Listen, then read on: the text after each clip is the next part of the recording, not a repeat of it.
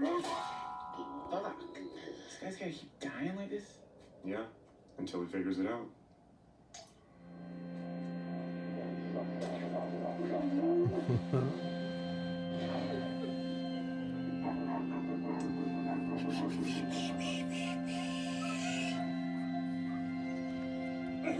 So yeah, I'm done with the pencils. Now I'm like erasing some of the pencils, but I'm leaving some because the pencil is making a white border around it too. So that's going to be a lot of it also. And right now,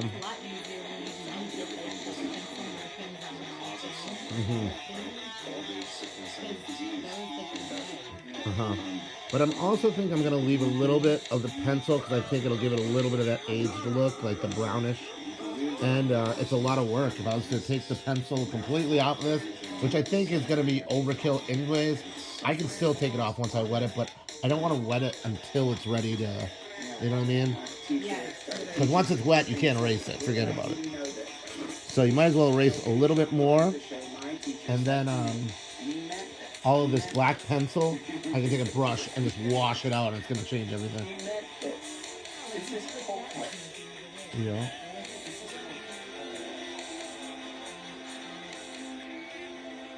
Alright, we're at the fun part of the rendering here. This piece here was done by myself for a customer out in Syracuse that used to live in South Buffalo.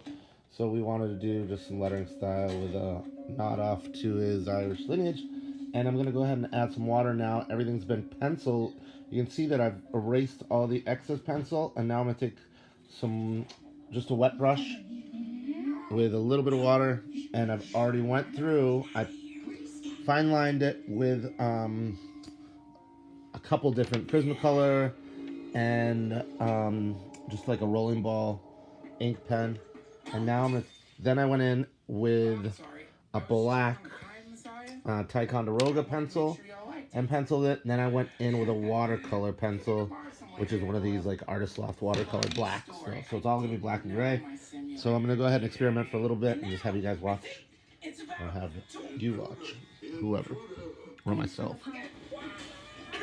So many levels.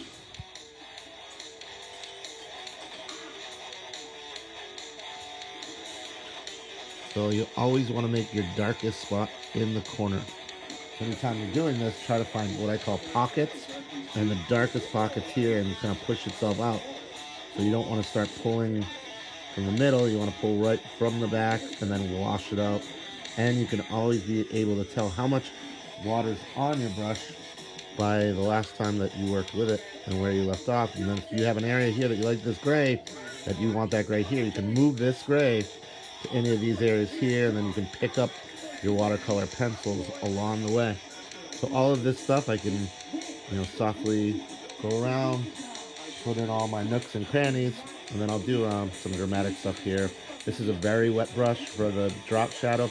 You can see the edges does not matter. You don't have to come and put a clean edge, right? Because by the time that you add your watercolor, it's going to blend all that chalky kind of rough look. And I think even the rougher the edge on the outside, the easier that it'll blend through to smoother, rather than take a bunch of time and get all crazy with. But I'll probably be working on this for half an hour, 40 minutes. So I don't have anything set up right now to hold the iPad, and it is for a customer, so I want to hook it up, and I will show you a picture when I'm done. Booyah.